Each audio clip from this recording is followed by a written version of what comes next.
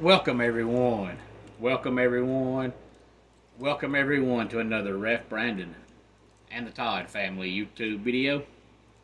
Wherever you are, whatever you may be doing, thank you so much for making Ref Brandon and the Todd family a part of your day. We always greatly appreciate it. Today, here on the channel, I want to talk some AEW.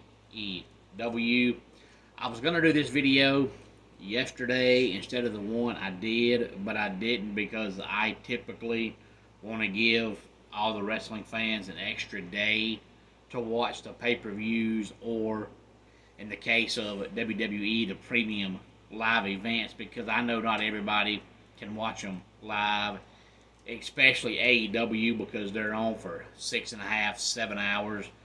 And if you've got a family, it's hard to be able to sit down for that long at one time and watch the entire show. So I figured I'd put it off until today. But Sunday night, we had AEW and NJPW coming together for Forbidden Door. And it was from the UBS Arena in Elmont, New York. And typically, since AEW has way too many matches on the card, I don't even mention the 0 hour pre-show matches. But today I am, only because it was AEW and NJPW, and not a lot of people watch NJPW, so a lot of these names you're not going to recognize because you don't know the wrestler because they're from NJPW. So the only chance that you might hear their name is if I mention it. So today I'm going to talk about the 0 hour pre-show and the main card. 15 matches altogether, and just like every AEW pay-per-view, it went way too long. WWE's got it down pat now. You know, WrestleMania has been 2 nights for a long time. This year, SummerSlam is going to be 2 nights. And next year, Royal Rumble is going to be 2 nights. Because it's hard to ask anybody that has to work the next day or that has a family to sit down for 6, 7 hours and watch the entire thing at one time. But Forbidden Door, Sunday night, started at 5:30 Eastern Time with the pre-show, and it was basically on till midnight. So you're talking about 6.5 hours. That's way too long.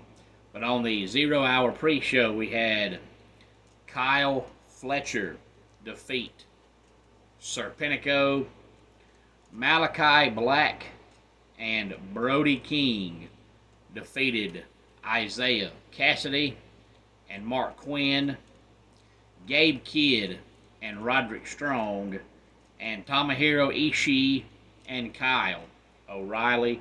Speaking of Kyle O'Reilly, when my twins had their birthday a couple of weeks back, we asked them, like we do every birthday and Christmas, what do you want? And of course, shockingly, surprisingly, they wanted wrestling action figures, and they both got Kyle O'Reilly.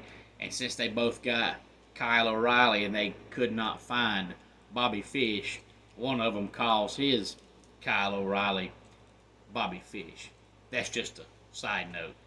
Willow Nightingale and Tam Nakano beat Chris Statlander and Momo Watanabe. Mariah May defeated Saraya in the Owen Hart Foundation Cup Women's Tournament.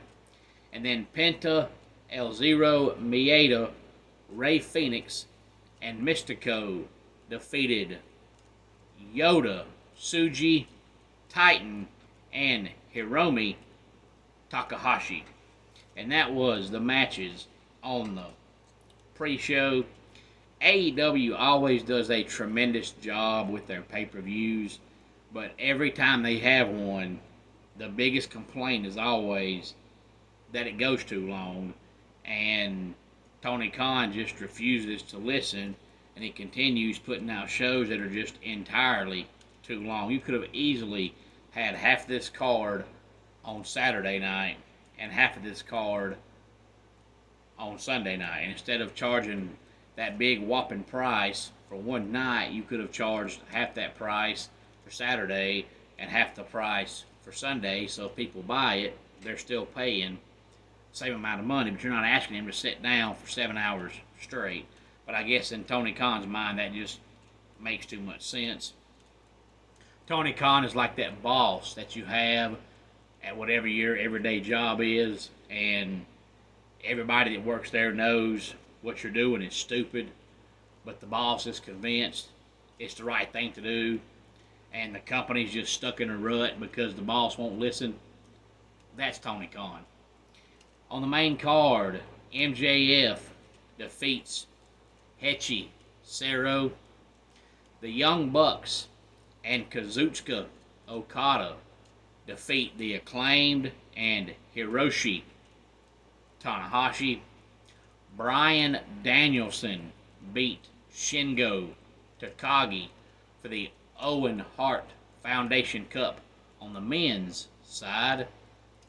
Timeless Toni Storm defeated Mina Shirakawa to retain the AEW Women's World Championship. Zack Sabre Jr. beat Orange Cassidy. Samoa Joe, Katsuyori Shibata, and Hook defeated Chris Jericho, Big Bill, and Jeff Cobb. Jack Perry beat Mark Briscoe, Konosuke Takashita, Dante Martin, Leo Rush, and El Phantasmo in the TNT Championship ladder match. Mercedes Moné defeated Stephanie McCoy for the TBS and Strong Women's Championship. Tetsuya Naito defeated Jon Moxley to become the IWGP World Heavyweight Champion. And Swerve Strickland beat Will Ospreay to retain the AEW World Championship. So like all their pay-per-views, too long, but it was great. They haven't had a bad pay-per-view in quite some time now. I wish their weekly TV shows would be half as decent as the pay-per-views. But Tony Khan has to quit being so stubborn and start listening. And then when they have bad TV ratings, just come out and say, hey, we had a bad week. There's nothing wrong with that. It happens. Happens all the time for WWE on Monday nights when football starts, because Monday Night Football kicks Raw's butt every week from September through November every year. And always has, because people love football. WWE knows that. They try to stack the shows to make you watch, but they know that the majority of people are going to watch football. But a couple of weeks ago, AEW's Wednesday Night Dynamite just had some, just terrible ratings. They were absolutely awful. I've seen cartoon shows with better ratings than AEW had that week. And Tony Khan tried to come out later on and say that they were bad because they had a different lead-in show, and that made the ratings fall. And that is the dumbest thing I've ever heard. I believe on Monday nights, USA has showed Law and Order at 7 o'clock Eastern Time for the longest time. So if you put it on there 5 minutes early, you're going to catch the end of Law and Order. But I've never heard one Raw fan put it on there at 7:55, and let's say instead of Law and Order being on, they're showing House. Ain't no wrestling fan gonna say, well, I gotta watch the last 5 minutes of House, so I ain't gonna watch Raw tonight. That is the dumbest thing I've ever heard in my life. What comes on before the show has absolutely nothing to do with the ratings being down. All you've got to do is wait 5 more minutes, wait 6 more minutes, ever how long it is, and the lead-in show will be off, and Dynamite will be on. Just come out and say, hey, we had an off night. It happens. Every TV show has bad nights, bad weeks, bad months. But just come out and say that, and don't try to say it's bad because the lead-in show is different. That's the biggest bunch of crock I ever heard in my life. So Tony Khan has to stop saying such stupid stuff. But any thoughts on AEW and NJPW's Forbidden Door from the UBS Arena in Elmont, New York this past Sunday night? Please feel free to let me know. I always enjoy reading the comments. Let's go ahead and get our dad joke of the day in here. The Energizer Bunny was arrested and charged with battery. And that does it for today's Ref Brandon and the Todd Family YouTube video. Until next time, it's Ref Brandon saying, just like in pro wrestling, life can be over by the count of 3. Tell your friends and family how much you love them. Bye.